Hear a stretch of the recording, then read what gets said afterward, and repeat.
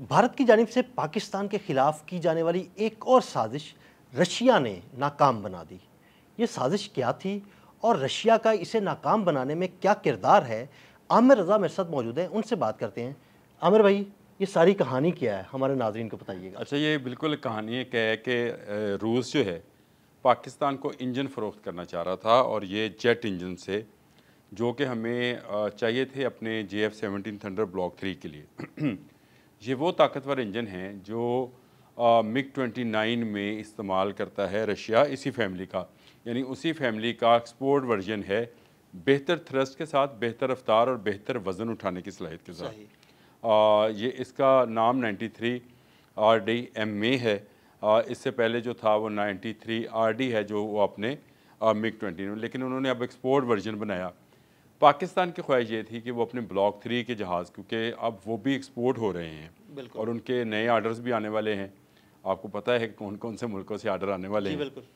ان ملکوں سے آرڈر آنے تو پاکستان WS-13 جو کہ چائنیز انجن ہے، اس کی ریپلیسمنٹ کے طور پر اس کو دیکھ رہا تھا، رشین انجن کو، اور رشیا کو منع کر رہا تھا بھارت، کیونکہ بھارت اس کا پرانا الائے ہے اور وہ چاہتا تھا کہ پاکستان کو یہ انجن دستیاب نہ ہو۔ پاکستان یہ چاہتا تھا کہ اس کے پاس چائنیز کے علاوہ بھی آپشن موجود رہیں۔ دیکھیں، یہ ہے اسٹریٹجی، یہ آپ چاہے کچھ بھی کہیں، پاکستان کوئی دروازہ بند نہیں کر رہا، ہم نے کیوں دروازہ بند کرنا ہے اور آپشنز اپنے کھلے رکھتا ہے، ہم نے کیوں دروازے بند کرنے ہیں؟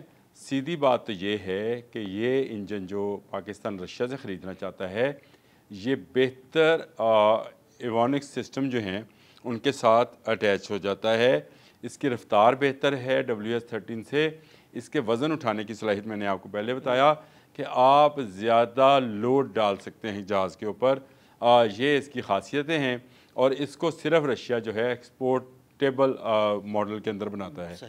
رشیا سے جہاز خریدتا ہے MiG-29 جس کے گاہک ہیں ایران ہے، بھارت ہے، لیکن پاکستان جہاز نہیں خرید رہا، پاکستان اس کا انجن کا ایکسپورٹ ورژن خرید رہا ہے جو اس کے اپنے MiG-29 فیملی کے انجن سے بہتر کوالٹی کا ہے۔ تو یہ پاکستان کے لیے ایک اچھی خبر ہے کہ پاکستان JF-17 تھنڈر کے لیے WS-13 کے علاوہ بھی ایک بہتر تھرسٹ کا انجن جو ہے اس کو حاصل کر رہا ہے، جس کی رفتار بھی بہتر ہے، وزن اٹھانے کی صلاحیت بھی بہتر ہے۔ اس سے ہمارا جہاز جو ہے مزید بہتر ہو جائے گا۔ اور بات رہی قیمت کی، تو چائنیز ماڈل جو ہے WS-13 وہ ذرا سستا ہے، یہ ذرا مہنگا ہے، لیکن ریلائیبل اس لیے ہے کہ ایک طویل عرصے سے جو MiG-29 ہے اس کے اندر یہ استعمال کیا جا رہا ہے، اور MiG-29 کوئی چھوٹا جہاز نہیں ہے۔ اس ایک انجن کے آنے سے، جس طرح سے آپ 5 اسٹار ہوٹل کا کہتے ہیں نا کہ اس کے 5 اسٹار کیوں کہا جاتا ہے، تو اس میں بہت ساری چیز دیکھی جاتی ہے، سروسز، اس کے کھانے، اس کی صفائی، اس کی باقی چیزیں، کمرے شمرے سب دیکھے جاتے ہیں۔ تو آپ کو ایک کمپلیٹ 4th جنریشن کے جہاز کے لیے بھی ایسی ہی ریکوائرمنٹ ہوتی ہے، اور ہمارا بلاک 3 جو ہے اس انجن کے آنے کے بعد جو ہے وہ 4th جنریشن کا جہاز بن جائے گا، اور بلاک 4 جو ہم بنانے جا رہے ہیں وہ بنے گا 5th جنریشن کا جہاز۔ تو پاکستان ایک سٹیپ JF-17 تھنڈر کو مزید آگے لے کے جا رہا ہے، اس سے ہماری ایکسپورٹ بہتر ہوگی، کیونکہ ایک ریلائیبل انجن جو ہے اس کے اندر نصب کیا جا رہا ہے۔ گو اس کی تکلیف امریکہ کو بھی ہے، لیکن سب سے زیادہ تکلیف جو ہے وہ بھارت کو ہے۔ بھارت ایک بڑا پرچیزر ہے MiG-29 کا، ہمیشہ سے اس کے فلیٹ کے اندر MiG سیریز کے جہاز جو ہیں وہ شامل رہے ہیں، کیونکہ رشیا کا وہ الائے رہا ہے۔ S-400 کا سب سے بڑا گاہک اس وقت دنیا میں جو ہے وہ بھارت ہے، اور بھارت ہی اس کو تباہ کرانے والا بھی ہے۔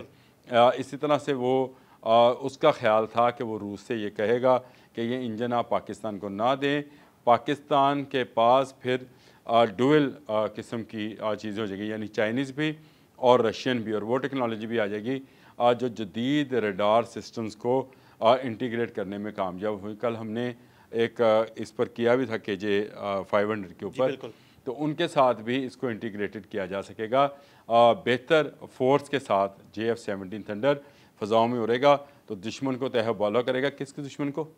بھارت کو، ہمسائے کو، بھارت کو۔ تو بھارت اس لیے چاہتا تھا کہ یہ معاہدہ نہ ہو۔ بھارت نے مزید S-400 لینے کی جو ہے آفر بھی کی، بھارت وہاں سے مزید طیارے جو ہے جو SU ہیں سیریز کے وہ بھی لے رہا ہے، لیکن رشیا نے اس کی یہ بات نہیں مانی۔ کیوں نہیں مانی؟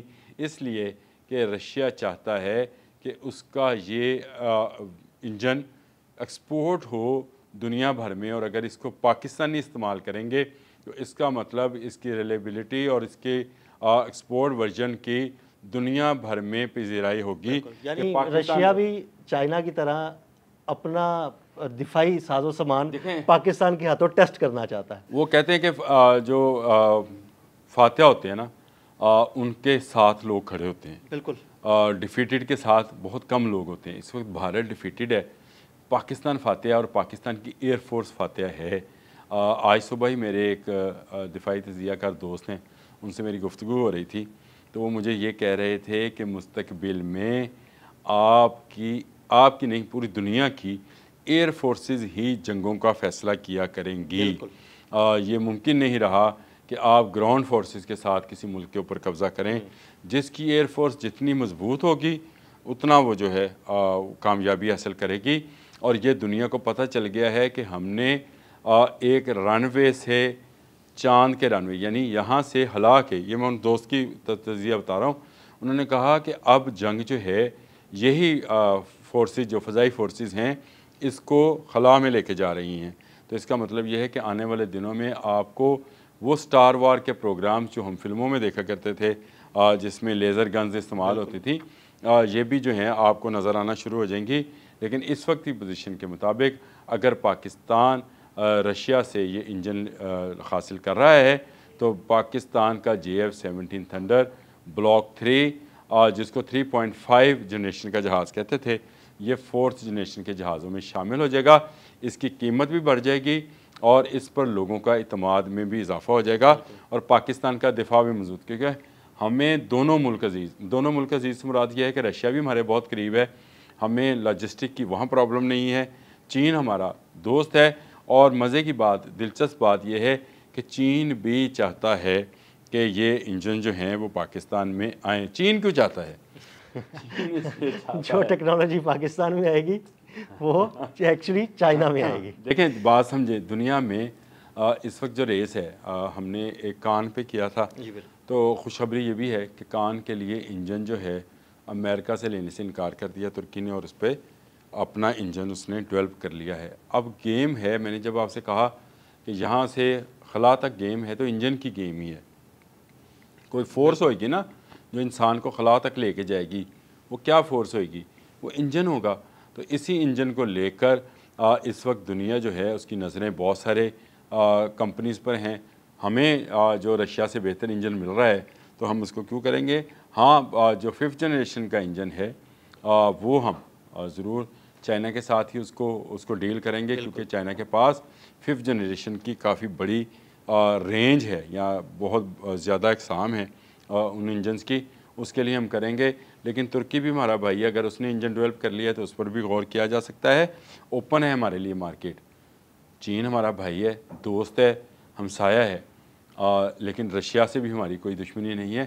وقت نے یہ ثابت کیا ہے کہ رشیا کاروباری لوگ ہیں، وہ اپنا کاروبار دیکھ رہے ہیں، وہ بھارت کی دوستی نہیں دیکھ رہے، اور انہوں نے وہ انجن جو ایکسپورٹ کے لیے بنایا ہے اس کے لیے پہلی چوائس JF-17 تھنڈر بلاک 3 کو بنایا ہے، جو 4th جنریشن کا جہاز ہونے جا رہا ہے۔ اور یہ 4th جنریشن کے جہاز میں اگر ہم اسٹیلتھ ٹیکنالوجی شامل کریں گے تو یہ سپر اسٹیلتھ ٹیکنالوجی، تو یہ 5th جنریشن میں چلا جائے گا، یعنی ایک سٹار اور اس کا بڑھ جائے گا، بہتر رڈارز کے ساتھ، بہتر ایویونک سسٹم کے ساتھ، بہتر مسائلز کے ساتھ یہ چلے جائیں گے 5th میں۔ ابھی ہمیں 4th کے لیے آرڈرز ہیں ہمارے پاس، اور ہمیں جلد از جلد ان آرڈرز کو بھگتانا بھی ہے، جہاز لوگوں تک پہنچانے بھی ہیں، اس لیے ہمیں بھارت روک نہیں سک رہا ہے۔ اس وقت دنیا بھر کی نظریں پاک فضائیہ پر ہیں، اور پاک فضائیہ جس انجن پر، جس جہاز پر انگوٹھا کھڑا کر دے گی، دنیا میں اس کی ویلیو بڑھ جائے گی۔ بالکل، بہت شکریہ عامر بھائی۔ جی بالکل، عامر رضا نے بڑی تفصیل کے ساتھ بھارت کی ضلالت اور اس انجن کی کہانی سنائی۔ عدیل احمد اور عامر رضا کو اجازت دیجیے گا، اللہ حافظ۔